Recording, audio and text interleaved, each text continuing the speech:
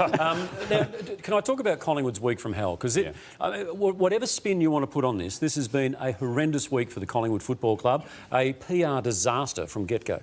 Yeah, it has. And those headlines there are in relation to the public release yesterday of the indecent assault charges laid against Jordan De Goey. They relate to an incident in 2015, an incident that was reported to the AFL and investigated from an integrity perspective by the AFL at that point in time. But the charges were laid over the weekend. There's a court appearance for Jordan. That's in October. In October, yeah.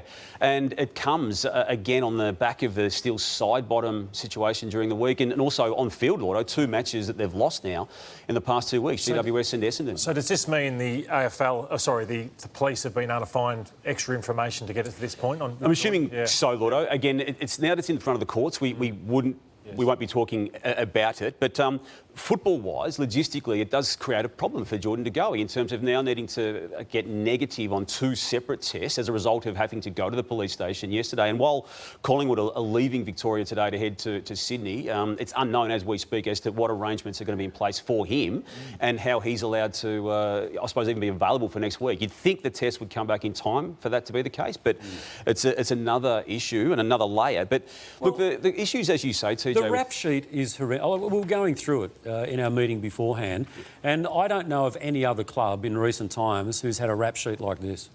The Adelaide Crows since 2017 grand final, maybe in terms of difficulties, TJ, but this goes back further. The Heretia Lumumba situation, which is now the subject of an internal inquiry and now an also outside consultants inquiry. We've had performance-enhancing drug issues with a couple of players back in 2015. The CEO at the time, Gary Pert, made some extraordinary comments, volcanic drug use again in the AFL. Now, he made those comments about the entire competition, but he was CEO of Collingwood at the time he made it.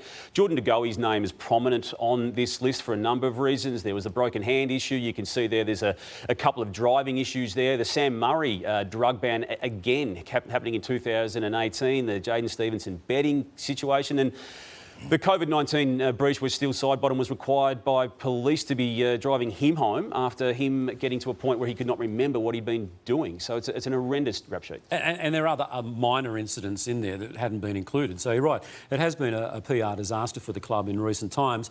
And, you know, central to all this, in a way, is the president, Eddie Maguire. Now, I say central because he's a victim in many ways of his own profile, right? Eddie's up there, he's got a radio show, he's got, several TV shows. Yep.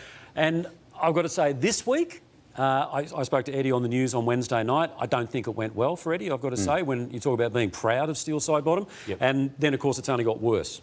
It has. And look, you, Lordo, later on the same evening on Footy Classified, challenged Eddie on some of his language around it. Let's just backtrack over it and have a look at the context to it. So this is on Wednesday night on Footy Classified, his take on the Steele Sidebottom situation.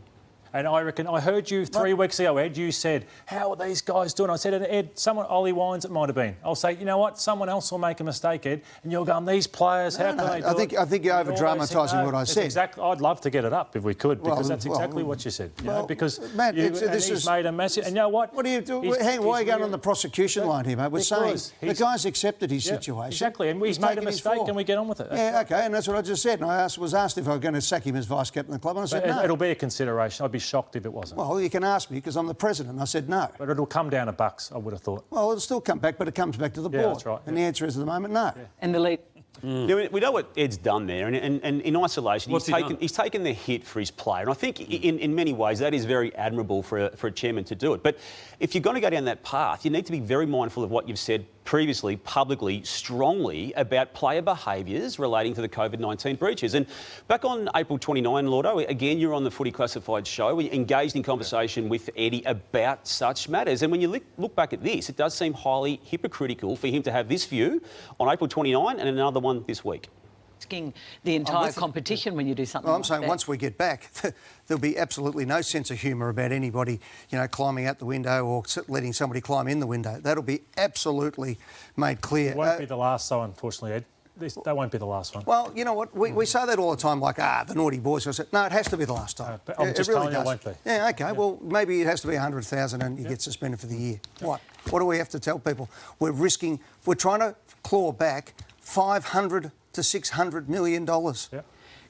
So that was Eddie back in April, not that long ago, and the narrative has certainly changed considerably, hasn't Yeah, it has. And But has it changed because we're talking about a Collingwood player here? I mean, if that had been a Western Bulldogs player again, would have been a different story? Well, my opinion on that is that, yes, it is changed in Eddie's mind because he was pretty keen, and I was supportive of him in wanting to know what happened with Jack Stephen when he got stabbed. And I think that was a valid positioning for Eddie to take. But you can't take that position with that view there on April 29 with the Jack Stephen situation and then just attempt to laugh off a drunken incident with his senior player. Well, in fairness, I don't think he was laughing it off, but I think he was building a defence that was just riddled with holes. How strong would they have been off behind the scenes with Steele Sidebottom? You hope they would have been, because I think Jeremy Howe, you can't help the injury. You can't help Treloar doing his hamstring or calf or whatever it was at the start of the year. But when you've got a player sitting in the stands now, you think the vice captaincy should be put up? Yeah, Why is that? I don't trust.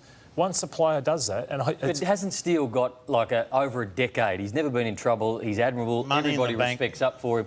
I think that Steele Sidebottom needs he's done the wrong thing, but to take the vice captaincy off him after so long, he's been wonderful. I think it's a big jump. But the moment I'm speaking from my opinion, and you might be fine, and you might be fine with it. But if I'm a player walking in, I couldn't take Steele seriously again after that. As good as he's been, and as long as that's just because my it's a one-off, you would think. It's a massive one-off. Yeah, I know. What he's done. Even I would have dropped him for 2 games anyway. COVID or no COVID breach, when you cannot remember what happened the day before, and you end up at 7:30 on a street not knowing what you're doing. Well, you're playing in 6 days' time. The hard part is when you're in the leadership group. Yes. He's got to sit down and discipline other players that have had indiscretions, and they're like, well... So you'd strip him of his leadership? I would, yeah, I'd certainly question it. And Lordo, you were bang on the money saying that wouldn't be the last one. Do you think there'll be now further COVID breaches? Surely not. And what will happen? And these guys, we're going to have how many players on the Gold Coast, Damo? There's going to be 300-400? Yeah, Sorry, however many players. It's something again, as I said, so we don't have a hard and fast rule on this, but someone could bring the whole game down. Imagine Queensland said, a player's stuffed up here, we don't want you. You're That's all what out. we need. You're all out. That's what we're going to be careful of.